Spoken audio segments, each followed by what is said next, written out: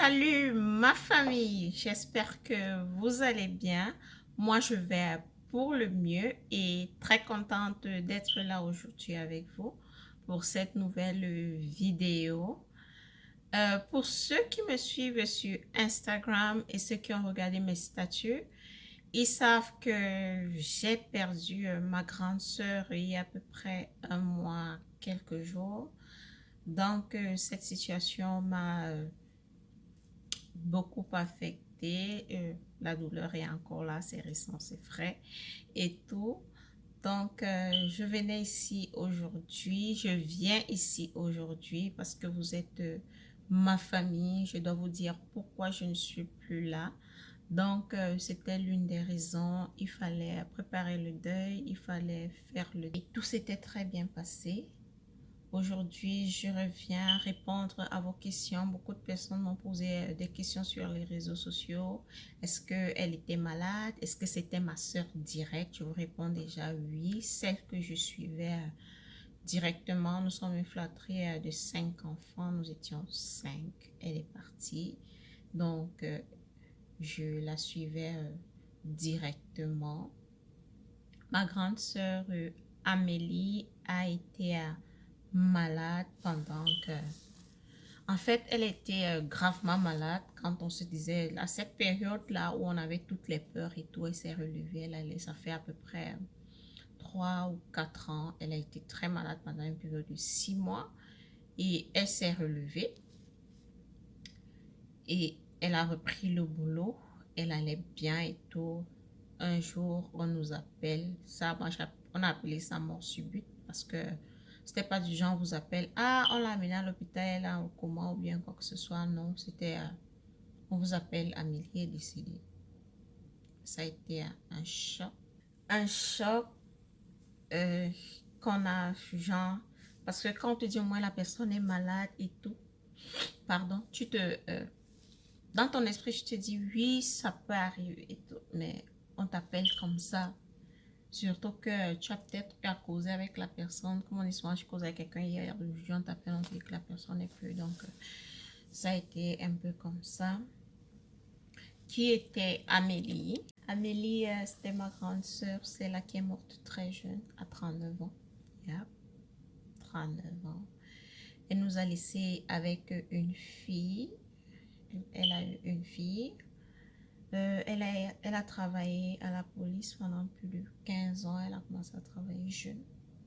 J'ai des connaissances qui étaient à son deuil, après qui suscitaient la question, mais pourquoi elle n'a pas eu d'honneur militaire, elle n'était plus à la police et tout. Ma grande sœur a été victime des êtres humains, disons ça comme ça. Après à peu près 10 ans que tu as travaillé à la police, elle a été, quand je dis, vous ai dit tout à l'heure qu'elle a été très malade. Oui, Amélie a été très malade. Elle pendant près de 6 mois, maman est allée à son commissariat où elle était en poste, à Yaoundé, quelque part là. Elle est allée déposer chez le commissaire, déclarer son cas de maladie et tout. On savait, bon, c'est bon, on a déclaré.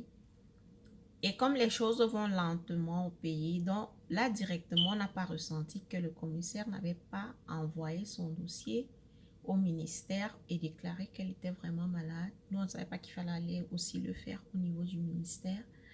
Mais Amélie guérit, elle est sur pied, elle recommence à travailler, il n'y a pas de problème. 1 an, 2 ans, un jour, elle va pour prendre son salaire, il n'y a pas le salaire. Oh, why? Elle va au ministère, on lui dit tu as été révoquée. Elle dit j'ai été révoquée, comment je suis sur le terrain, qu'est-ce qui s'est passé? Quand on sort la date de la révocation, c'était la période où elle a été malade. Malheureusement, jusqu'à son décès, ma grande soeur n'a pas pu résoudre son problème. Et le mystère dans ça, c'est qu'elle a été révoquée, mais elle continuait d'être affectée. Oui, parce que son dernier poste d'affectation, c'était au bas là. C'est là qu'elle a dit, je comprends pas, je suis programmée pour le défilé le 20 mai, je suis affectée, mais on me dit que je suis révoquée. That doesn't make sense. Vous dites-moi en commentaire, if that makes sense for you, because I didn't understand it. J'ai pas compris.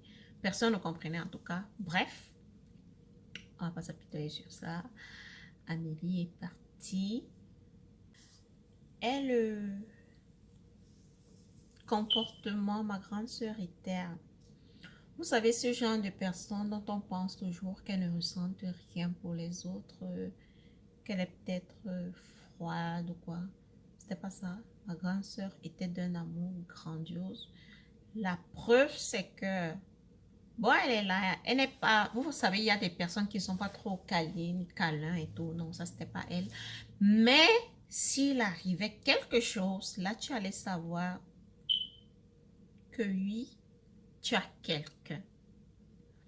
Tu ne pourrais pas me faire quelque chose et dire que tu as fait. Amélie ne va pas te laisser. Elle était comme un garçon. Elle est bagarrée pour nos frères. Je me rappelle, c'est une histoire que maman nous racontait toujours. Elle dit que cette fille garçon que j'ai accouchée, il y a mon grand cousin qui vivait avec nous à la maison, qui a à peu près le même âge qu'elle.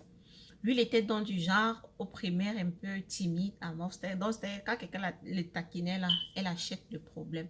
Même quand elle a grandi, je me rappelle quand on grandissait là, j'ai une soeur là qui sortait avec un monsieur. Le monsieur avait une autre copine. La dame est venue chercher les problèmes à ma cousine, mais ma grande soeur, c'est devenu comme si c'est elle qui sortait avec le monsieur, allait arrêter la dame, dit qu'il va te bastonner. Donc, vous voyez un peu le genre de personne sans chaud. Elle avait du sang chaud. Elle disait ce que les autres disent bas, elle le disait tout haut. Elle ne gérait pas si ça te fait plaisir, si c'est mauvais, si c'est bien. Elle a déjà dit. Donc, oui, ça c'était elle, très câline, très gentille, très free. Je me rappelle quand j'ai posté ça sur Facebook, chez mes camarades au lycée, c'était une grande soeur. Après, ils disent, ah, nous on a grandi dans une petite ville en fait. J'ai fait tout mon secondaire dans une petite ville. Donc tout le monde connaît tout le monde. Donc quand j'ai publié ça sur Facebook, ceux-là qui la connaissaient et tout, ah, cette grande sœur Free commence, elle n'était pas du genre prise de tête ou bien elle avait vous, non, elle n'est pas, quand elle a enlevé sa tenue depuis, elle avait vous là, elle n'est pas policière, on boit notre bière, on fait la fête et tout. Donc c'était ce genre de grande sœur Free sans prise de tête, très tranquille. Donc je suis contente aujourd'hui, cette vidéo. Si vous savez le nombre de vidéos que j'ai faites avant de refaire celle-ci aujourd'hui. Mais je suis contente d'avoir fait celle-ci aujourd'hui sans pleurer. Ça veut dire que je suis en train de laisser ma grande soeur reposer en paix et me dire que elle nous a laissé un bébé à travers laquelle on peut l'avoir, à travers laquelle nous pourrions faire des choses que nous n'avons pas pu faire pour elle. Parce que ma grande soeur commençait à travailler tôt. Et c'était le genre, elle était comme une tante. Parce que comme on vivait dans une petite ville, elle était en ville. Quand les vacances arrivent, vous savez, après le bac, le probatoire et tout, tu es content, tu vas en vacances en ville. Donc, c'est chez elle qu'on allait. C'est elle qui rationnait, qui faisait tout, qui assurait nos vacances et tout. Donc, Donc, je me suis dit, bon, elle nous a laissé une fille, ce qu'on n'a pas pu faire pour elle. Peut-être on va le faire. On se doit de le faire pour notre petite nièce, pour mon petit bébé. Ça m'a fait jusqu'aujourd'hui. Elle a perdu sa maman si jeune. Ça m'a fait mal. C'est vrai, nous sommes là autour d'elle, mais c'est pas pareil quand c'est pas pareil, ta maman. Peu importe l'âge que tu as besoin de ta maman. C'est un peu difficile. Donc, c'est ce qui m'a beaucoup fait mal. Ce qui m'a aussi fait le plus mal, c'était ma maman. Quand je pense à sa douleur, la douleur là que tu as à enterrer un enfant, c'est oh gosh, je n'en revenais pas. Et la perte de quelqu'un quand on est si loin, je me rappelle quand on m'a annoncé le deuil. J'ai pleuré, après je me suis assise, j'ai demandé à mon mari. Donc c'est comme ça que l'histoire l'a fait mal. En fait, j'avais jamais perdu quelqu'un de vraiment proche comme ça.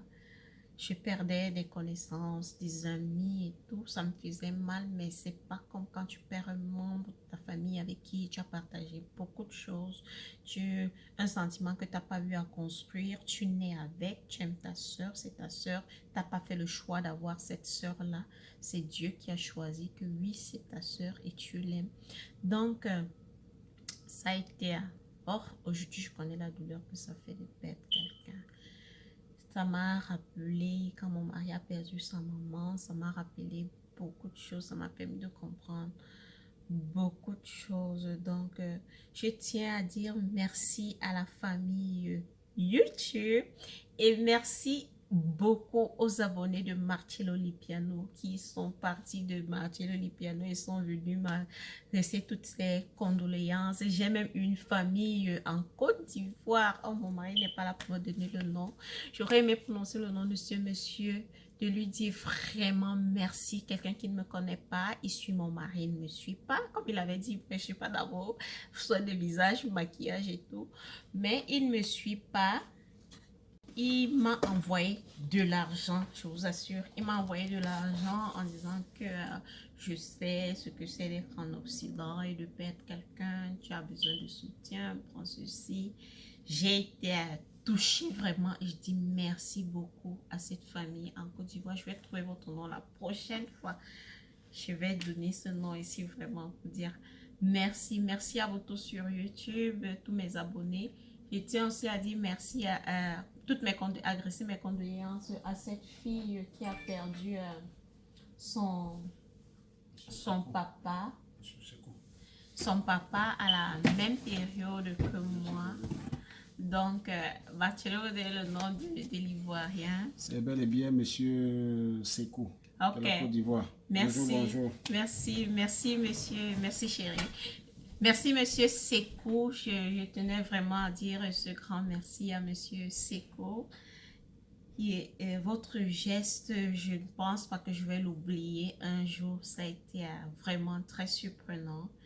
Merci à vous tous sur YouTube. Toutes mes condoléances à cette fille qui vit en France. Je vais aussi chercher ton nom, désolé. Qui a perdu son papa. Elle a dû aller l'enterrer, j'imagine. Donc, je suis là. Je pense, je me dois de continuer de vivre, continuer de travailler, continuer d'être là pour vous, ma famille YouTube. J'ai encore des petits-enfants, je dois me relever. J'ai mon mari qui est là, qui a besoin de moi. Donc, je vous dis merci pour tous vos messages. Merci pour votre soutien. On se dit à ma prochaine vidéo, à notre prochaine astuce. Merci. Bye bye.